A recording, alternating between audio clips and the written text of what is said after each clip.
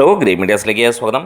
നീണ്ട 32 വർഷങ്ങൾക്ക് ശേഷമുള്ള മമ്മൂട്ടി അടൂർ ഗോപാലകൃഷ്ണൻ കൂട്ടുകെട്ടിൽ പിറക്കുന്ന ചിത്രമാണ് പദയാത്ര. പദയാത്ര ഷൂട്ടിംഗ് തുടങ്ങി ദിവസങ്ങൾ മുന്നോട്ട് പോവുകയാണ്. ഇനിയും സിനിമയ്ക്ക് ഏതാനും ദിവസങ്ങൾ മാത്രമാണ് ഷൂട്ടിംഗ് പെൻഡിംഗ് ആയിട്ട് നിൽക്കുന്നത്.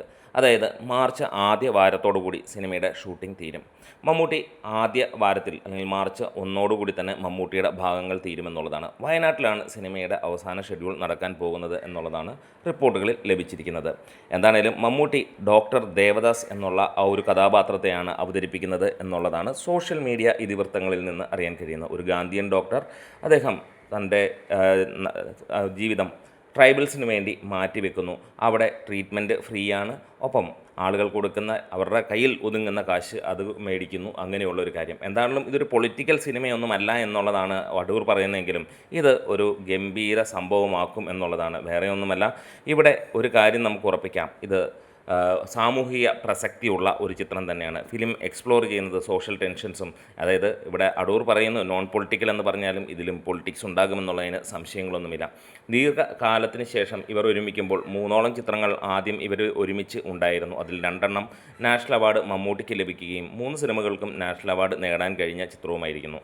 ഇവിടെ വീണ്ടും 80 മുകളിലുള്ള അടൂരും 70 മധ്യത്തിൽ നിൽക്കുന്ന മമ്മൂട്ടിയും ഒരുമിക്കുമ്പോൾ വീണ്ടും വിസ്ഫോടനമുണ്ടാകുന്ന ഒരു അഭിനയ മുഹൂർത്തത്തെ നമുക്ക് കാണാം. നല്ല ഒരു ചിത്രത്തെ കാണാൻ കഴിയും. എന്താണ്, പദയാത്ര അങ്ങനെ തുടരുകയാണ്. മമ്മൂട്ടി മികച്ച കഥാപാത്രങ്ങളുമായി ജൈത്രയാത്ര തുടരുകയാണ്.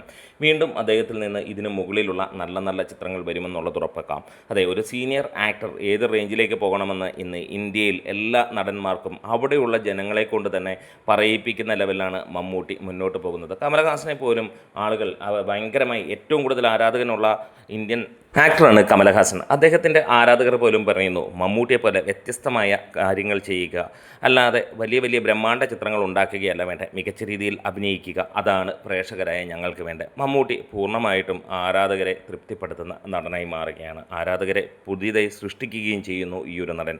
എന്താണെങ്കിലും ഒരു കാര്യം ഉറപ്പിക്കാം, വീണ്ടും ഒരു നാഷണൽ അവാർഡും സംസ്ഥാന അവാർഡും ഫിലിം ഫെയർ അവാർഡുമൊക്കെ മമ്മൂട്ടി അടുത്ത തവണയും അതിനടുത്ത തവണയും നേടും എന്നുള്ളത്. വീഡിയോസ് ഇഷ്ടമായാൽ സപ്പോർട്ട് ചെയ്തണം ഗ്രീൻ മീഡിയാസ്.